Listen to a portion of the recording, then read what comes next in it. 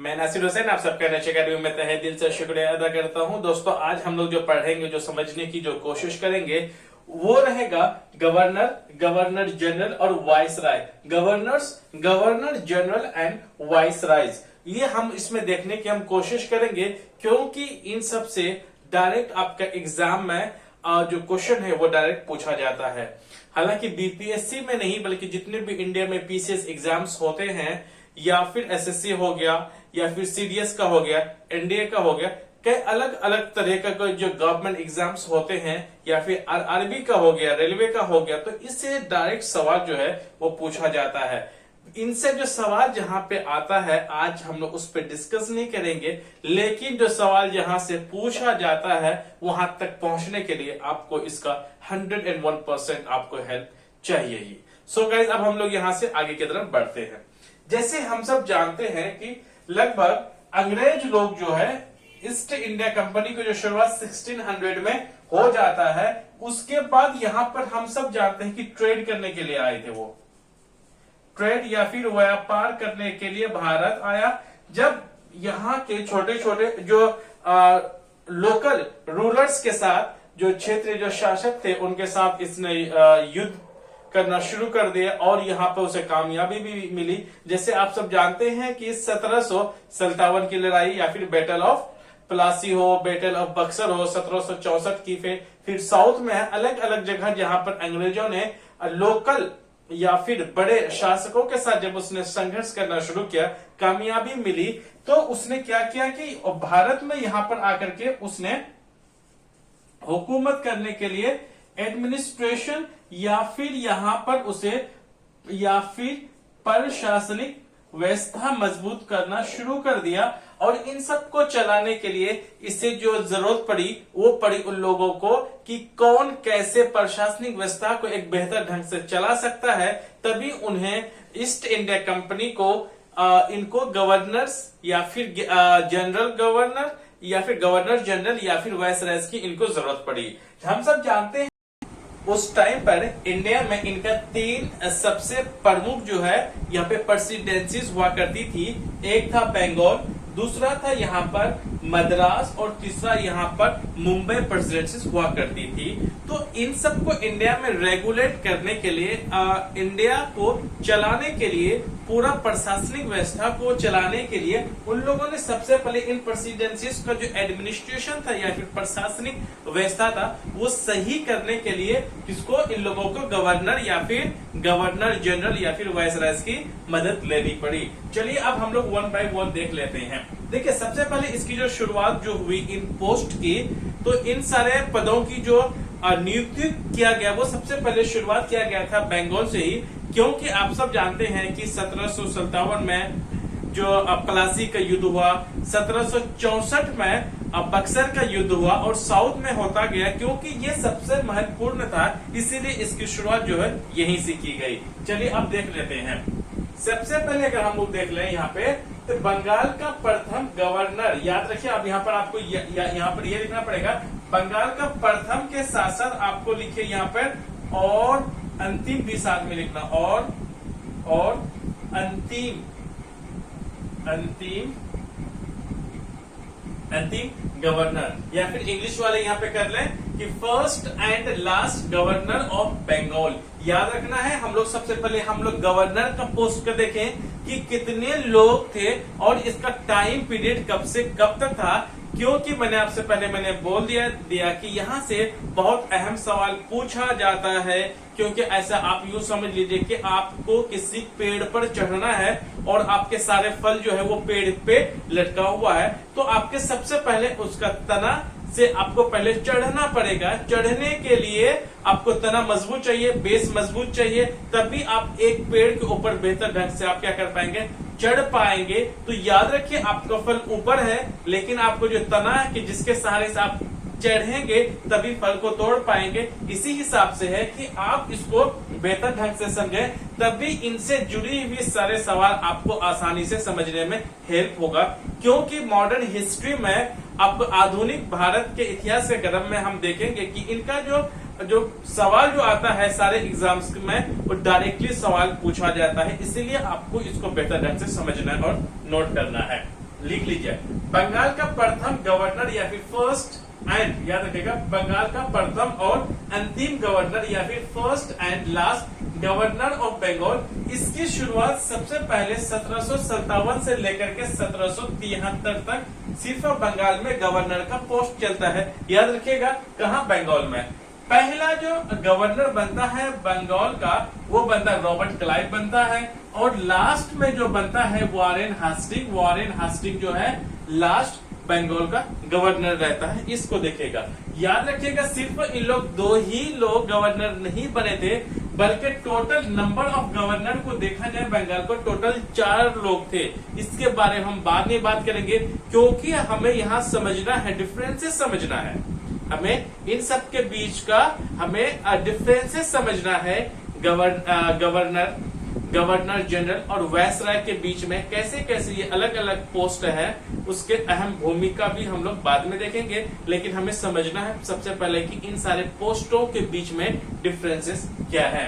उसके बाद होता क्या है, 1773 में एक रेगुलेटिंग एक्ट आता है, क्योंकि ये अब यहाँ मजबूत होते जाता है और इसे एक मजबूत प्रशासनिक व्यवस्था मजबूत करने के लिए पोस्टों की भी जो कंट्रोल है, जो पोस्टों की जो वैल्यू है, इसकी जिम्मेदारी बढ़ाने वाला था। इसीलिए 1773 में एक रेगुलेटिंग एक्ट लाया जाता है, जिसमें गवर्नर का पोस्ट को खत्म करके उसके जगह पर गवर्नर जनरल या फिर गवर्नर जनरल का पोस्ट को बनाया जाता है। इसीलिए बंगाल का प्रथम governor general, first governor general, first का याद रखिएगा, बंगाल का प्रथम के साथ साथ और अंतिम भी लगाना है, और साथ में first and last governor general of Bengal का जो शुरुआत होता है वो 1774 से लेकर के 1833 तक है, क्योंकि 1773 के एंड में लगभग रेगुलेटिंग एक्ट आता है, जहां पर गवर्नर का पोस्ट को खत्म करके गवर्नर जनरल का पोस्ट बनाया जाता है।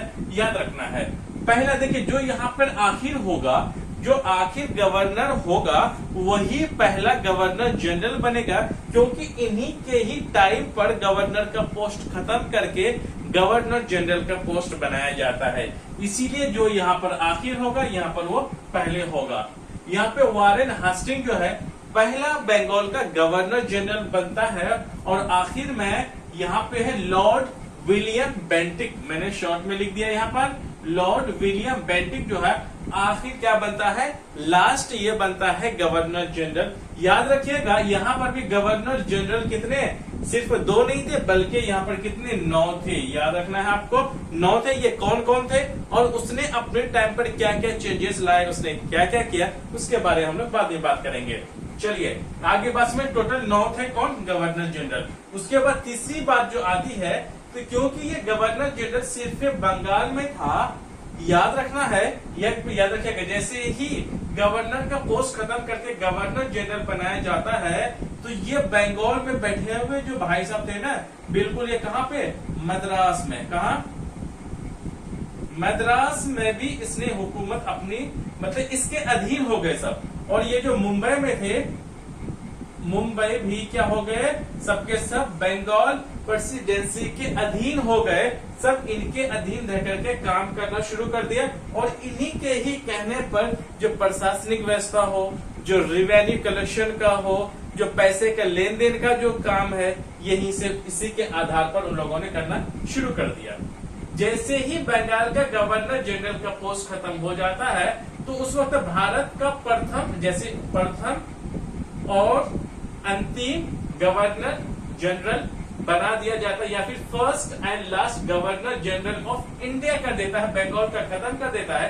क्योंकि 1833 में एक चार्टर्ड एक्ट आता है, इस एक्ट के तहत जो गवर्नर जनरल ऑफ किसका, बंगाल का पोस्ट खत्म करके गवर्नर जनरल ऑफ इंडिया का पोस्ट को बना दिया जाता है, और इसकी पोस्ट को अच्छा खासा स्ट्रेंथ या फिर मजबूती मिलती है, और उसी के अंडर पे रह करके ईस्ट इंडिया क्या करती है, अपना प्रशासनिक व्यवस्था मजबूत करके आगे बढ़ाती है। याद रखना आपको, भारत का प्रथम और आखिरी, याद रखिएगा, जो यहाँ पर लास्ट होगा वो यहीं पर शुरुआत होगा, क्योंकि लॉर्ड विलियम बेंटिक ही last governor general of Bengal का रहता है।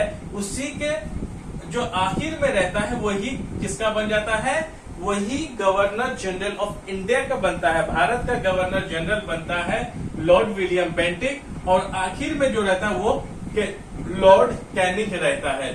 याद रखना आपको यहाँ पर टोटल जो गवर्नर जनरल जो भारत का रहता है वो टोटल 7 रहता है। इन लोग अहम रोल निभाता है, इस बात को याद रखना आपको। इन लोग 7 लोगों का जैसे ही काम खत्म होता है तो फिर शुरुआत होता है भारत का प्रथम और अंतिम वायसराय का पोस्ट शुरू हो जाता है।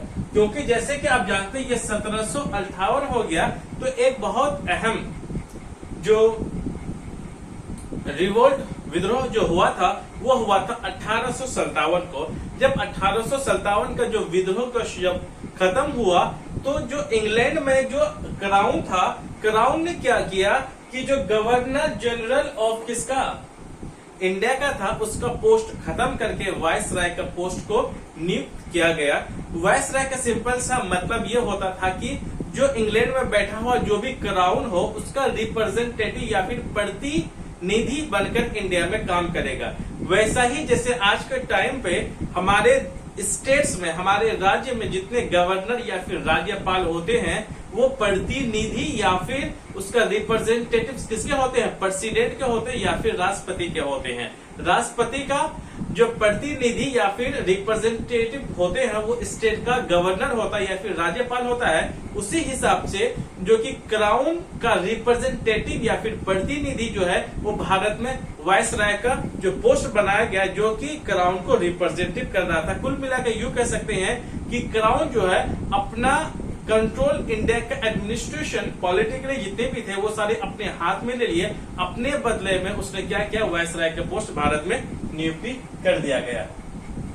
सो फर्स्ट एंड लास्ट, यहाँ पर देखा भारत का प्रथम और अंतिम, मैंने लिख दिया viceroy, first and last viceroy of India, क्योंकि 1858 से लेकर के 1947 तक, क्योंकि क्राउन अपने अंडर में पूरा जो प्रशासनिक व्यवस्था एडमिनिस्ट्रेशन अपने हाथ में ले लेती है, तो 1858 से लेकर के 1947 तक जो पहला, याद रखना है आपको, पहला वायसराय भारत का कैनिंग ही रहेंगे, जो यहाँ पर भारत का आखिरी कौन था, गवर्नर जनरल था। और माउंट बेटन कौन है, माउंट बेटन जो है वो इंडिया का आखिरी कौन रहता है, वायसराय रहता है। याद रखना टोटल सिर्फ इन 2 ही लोग नहीं थे, यहाँ पर भी टोटल 20 वायसराय भारत में नियुक्त हुआ और अपने अपने कार्यकाल में अपने अपने जो टर्म में जो था वो अलग अलग तरह के इंडिया में क्या किया, काम किया और कई चीजों का इसने इजाद किया। और इन्हीं लोगों के टाइम पर ही मेन क्या शुरुआत हो गया,